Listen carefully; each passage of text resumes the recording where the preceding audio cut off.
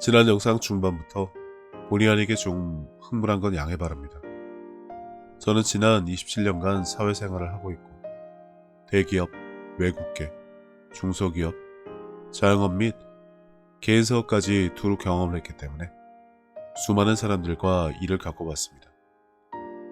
그 중에 무책임하고 무능한 사람들 때문에 팀이 어려움에 빠진 일도 있었고, 이것을 만회하기 위해 제 사생활을 반납하며 해외 출장을 밥 먹듯 다니며 상상을 초월하는 일을 해내면서 남들이 고양이 목에 방울을 달아야 한다는 말이나 하며 꽁무니를 뺄 때 현장에 나가 일을 성사시키는 일들을 하다 보니 무책임에 대해서는 결코 간과하지 않아 목회자들이 나태하고 방만한 교회 운영과 무책임한 행태에 공연히 목소리가 높아졌습니다.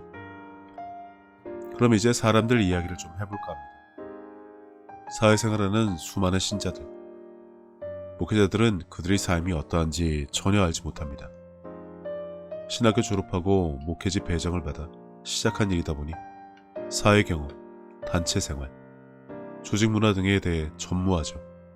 경험도 없고 이해도 있을 수 없습니다. 그러다 보니 당연히 그런 삶을 사는 신자들의 마음 알 수가 없죠. 어떠한 어려움이 있는지, 왜 힘들어할 수밖에 없는지, 경쟁사회에서 살아남기 위해 참고 인내하며 버려야 하는 것이 얼마나 많은지도 말입니다. 더럽고 안 입고 오는 것은 허구한 날 있으니 이젠 그냥 그러려니 하고 삽니다.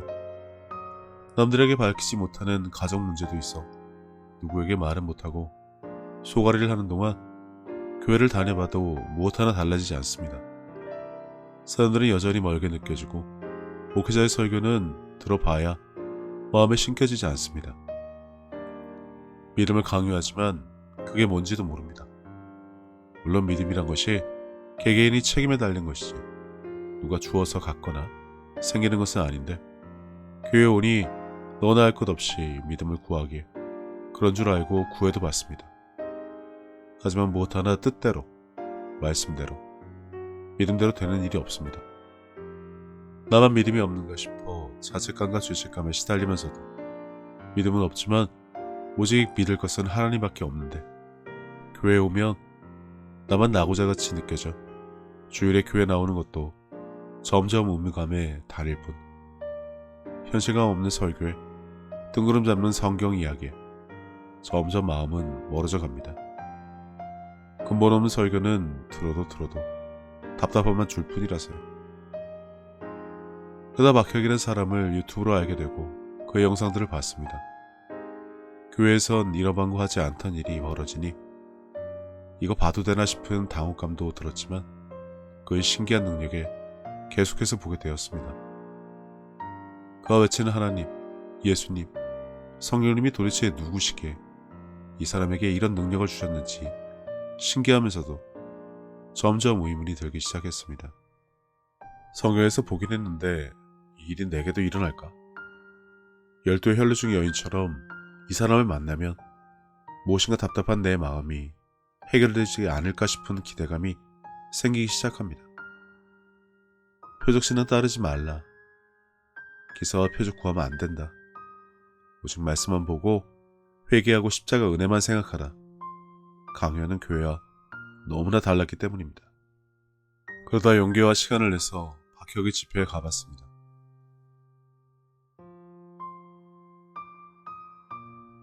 질병도 있고 귀신 들린 사람도 있고 믿음이 없어 무엇인가 보기를 원하는 사람들, 셀 수 없는 경우에 사람들이 몰려들고 있었습니다. 그리고 그 뜨거운 현장에서 하나님이 살아계신 것을 보았습니다. 평소 교회에서 억지로 시키는 것 같아 하지도 않았던 아버지란 말이 저절로 터져나왔습니다. 감사합니다. 제가 알기 원하고 보기 원했던 것을 박혁을 통해 제게 허락해 주시니 감사합니다라는 말이 쏟아진 눈물과 함께 멈추지 않았습니다. 저를 사랑해 주셔서 감사합니다. 나를 위로해 주시니 감사합니다. 내 믿음 없음을 용서해 달라는 진심 어린 회개가 쏟아져 나왔습니다.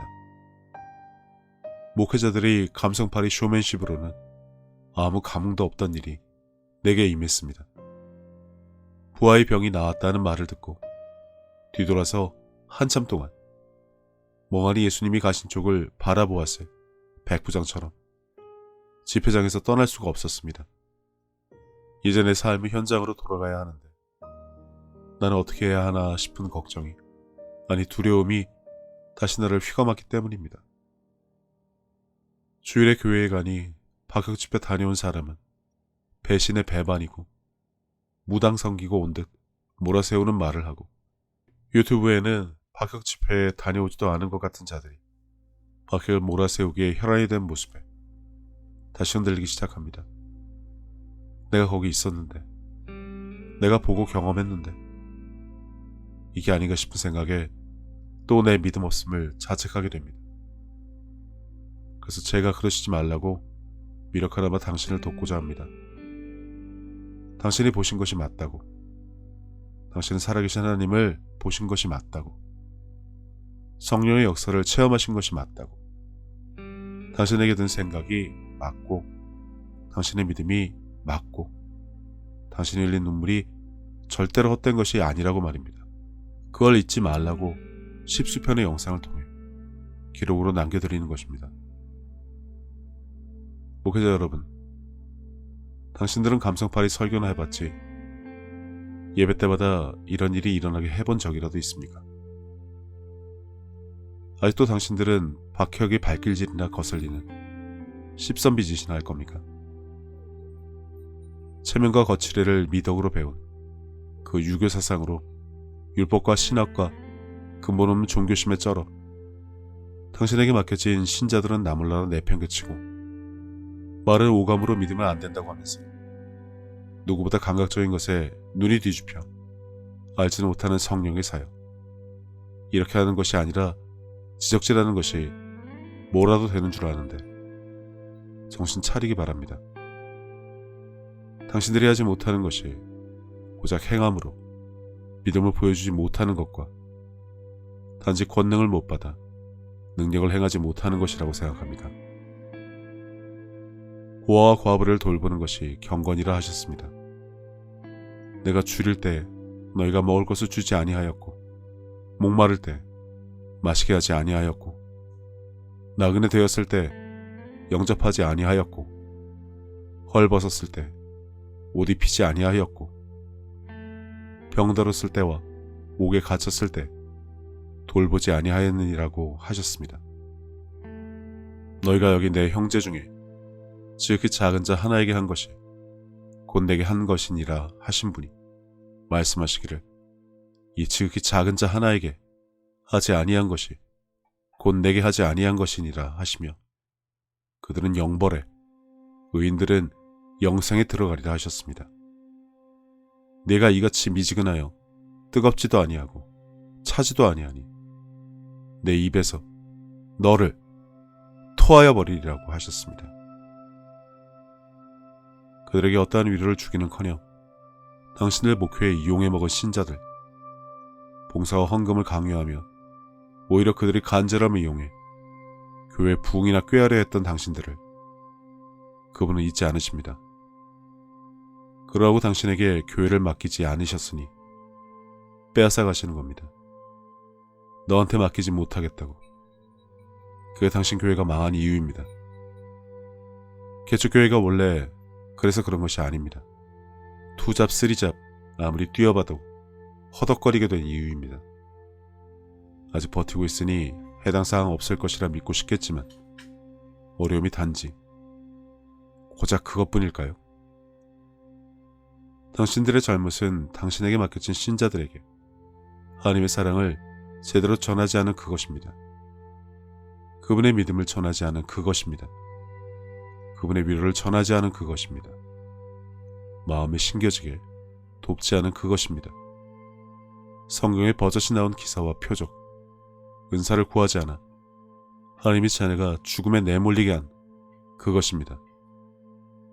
박해갈 폄훼하면서 성령이 주신 음성이 있다면서 내 행동은 내 뜻이 아니라 그분의 뜻이라고 말들은 하지만 내 눈엔 단지 면피를 위해 미리 손을 쓴 것으로만 보이는데, 과연 당신들 진짜 성령의 음성을 구분할 능력은 있으면서 그런 소리 하는가 묻고 싶습니다. 첫 번째 프롤로그 영상에서 남긴 말인데 전 이 일을 하면서 간혹 마음에 걸리는 것이 있습니다. 솔직히 무섭기도 하고 양심에 찔리는 일도 많은데 이미 오래 참고 기다려주신 분이 저를 책망하시는 소리가 들려오기 때문입니다. 더디게 성장하는 것 때문에 제 스스로 찔리는 것이 있어 설마 하고 아니기를 바라는 마음도 있지만 설사 그렇다 해도 지울 수 없는 책임감과 사명감이 있기에 오직 성장하는 것에만 더욱더 매진하려고 합니다. 너희가 그러는 동안 내 자녀 하나가 또 죽었다. 지금 또 말이다. 내가 얼마나 너희를 참아야 하겠느냐.